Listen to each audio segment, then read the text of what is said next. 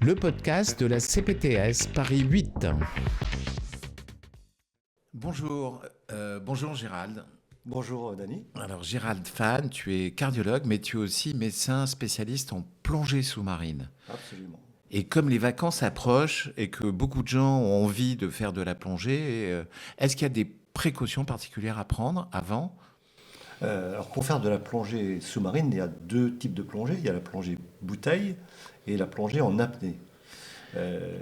Globalement, il faut être en bonne santé. Et puis ensuite, il y a des spécificités en fonction du type de plongée qu'on va pratiquer. D'accord. Alors, si par exemple je vais faire de la plongée en apnée, c'est-à-dire avec un tuba, c'est ça, et je vais sous l'eau sans respirer, et puis je remonte vite parce que j'ai besoin de respirer, hein, c'est bien ça, cette plongée-là. C'est exactement ça, c'est ce que tout le monde pratique globalement dès qu'on est petit. Quand on ne sait pas très bien nager, on descend un petit peu sous l'eau, on reprend sa respiration Ouais. et on redescend.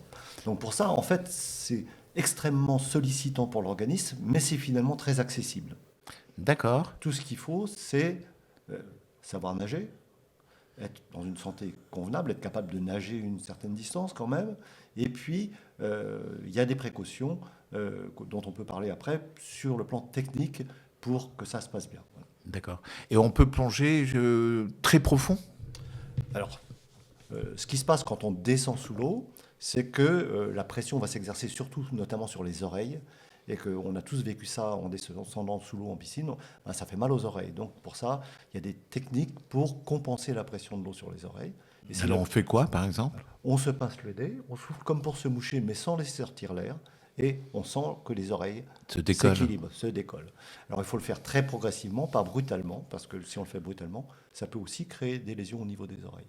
D'accord. Et c'est ça qui va limiter la descente en profondeur au début. Ok.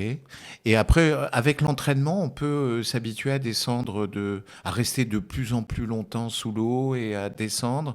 Est-ce qu'on peut conseiller de s'entraîner dans sa baignoire à faire la même chose ou non?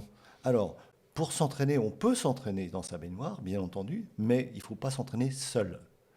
Le principal D'accord. risque lorsqu'on arrête de respirer, c'est de faire une syncope.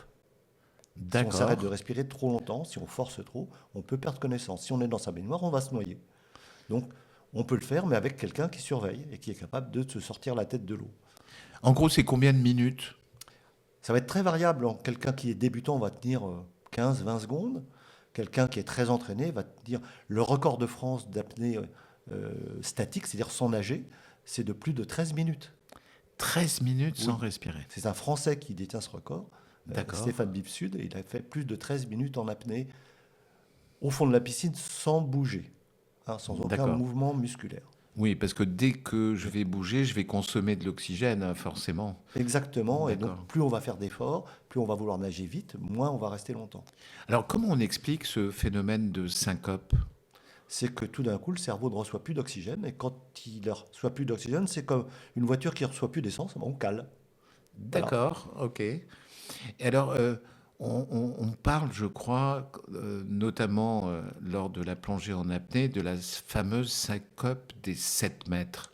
Tu peux nous expliquer ce que c'est? Alors oui, parce que la syncope des 5 mètres, historiquement, c'est dans cette zone-là que les gens prennent connaissance lors des compétitions d'apnée. Quand on descend, on va prendre de l'air en surface, et en descendant, on va consommer notre oxygène, mais en même temps, l'oxygène, grâce à la pression de l'eau, va augmenter sa pression dans notre poumon. Donc la quantité diminue, mais on n'aura pas l'impression d'en manquer. Et D'accord, lorsque, parce qu'à cause de la à cause de pression... la pression, D'accord, ça va être concentré en quelque sorte et on ne sentira pas ce manque d'air tout de suite. À la remontée, la pression va diminuer et donc le peu d'oxygène qui nous reste va se diluer en quelque sorte dans les poumons et à un moment, on n'en aura plus assez pour être conscient. d'accord. Donc c'est pendant la remontée que ça se fait, c'est pas forcément à 7 mètres, ça peut tout à fait se faire à 3 mètres ou même en arrivant en surface. Alors c'est vrai qu'il y a beaucoup de gens qui pensent que le manque d'oxygène, ça va essouffler, mais pas du tout finalement. Hein, on n'a pas la sensation de manquer d'oxygène, on s'arrête brutalement quand on a plus d'oxygène. Exactement. Ce qu'on ressent, c'est l'excès de gaz carbonique et non pas le manque d'oxygène. Et le manque d'oxygène, malheureusement, ne donne pas de symptômes. C'est-à-dire qu'on va syncoper brutalement. D'accord. Et donc ça, c'est peut-être On l'apprend, ça aussi, cette fameuse syncope des 7 mètres. Il y a un moyen de la prévenir? Tout à fait. Alors, le réflexe qu'ont les gens lorsqu'ils veulent faire de l'apnée au début, c'est, avant de faire leur apnée, d'hyperventiler, c'est-à-dire de respirer très fort, très vite, pour emmagasiner de l'oxygène dans l'organisme. L'ennui, c'est qu'en fait, on n'emmagasine pas beaucoup d'oxygène, mais on fait partir du gaz carbonique. Or, le gaz carbonique, c'est celui qui nous signale qu'on est en fin d'apnée et qu'on risque la syncope. Donc, si on fait cette hyperventilation avant de descendre, eh ben, on va risquer encore plus de faire une syncope. Parce qu'on n'aura plus ce signal d'alerte du gaz carbonique. D'accord. Donc, en résumé, sauf si tu as autre chose à rajouter, mais en résumé, il faut jamais plonger tout seul en apnée. D'accord. Toujours être accompagné de quelqu'un. Ben d'ailleurs, on continue un peu là-dessus. S'il y a une syncope qui est faite sous l'eau et que j'accompagne quelqu'un qui fait une syncope sous l'eau, je fais quoi? Eh bien, tu le sors de l'eau Le plus vite le possible. plus vite possible et D'accord. en lui maintenant les voies aériennes fermées pour pas qu'il reprenne si jamais il reprend connaissance, qu'il ne respire pas tant qu'il est sous l'eau. D'accord. Donc en pratique, on lui pince le nez, on met la main sur la bouche jusqu'à ce que la tête soit hors de l'eau. D'accord. Parce que s'il reprend sa respiration sous l'eau, il va se noyer. D'accord. S'il fait une syncope et qu'on lui sort la tête de l'eau, il ne va pas se noyer, il va reprendre connaissance dès qu'il sera en surface. Donc ce sont des gestes qu'on apprend dans les clubs d'apnée. C'est même une des premières choses qu'on apprend. Donc, un, ne pas plonger seul. Deux, ne pas faire d'hyperventilation avant de plonger. Et trois, former les personnes qui nous accompagnent à nous sortir la tête de l'eau si besoin. Et donc, en fait, il faut conseiller aux gens de s'adresser plutôt à des clubs pour commencer. Tout à fait. Au moins d'avoir une mini formation au départ sur ces gestes de sécurité. Oui, parce que je voudrais pas qu'on fasse peur à tout le monde, parce que c'est tellement fantastique la plongée. Mais tout le monde peut le faire à partir du moment où on n'est pas tout seul, qu'on ne va pas profond au début et qu'on n'essaye pas de forcer, forcer, forcer. C'est accessible à tout le monde. D'accord. Et maintenant, si j'ai une pathologie cardiaque, par exemple, je peux plonger quand même?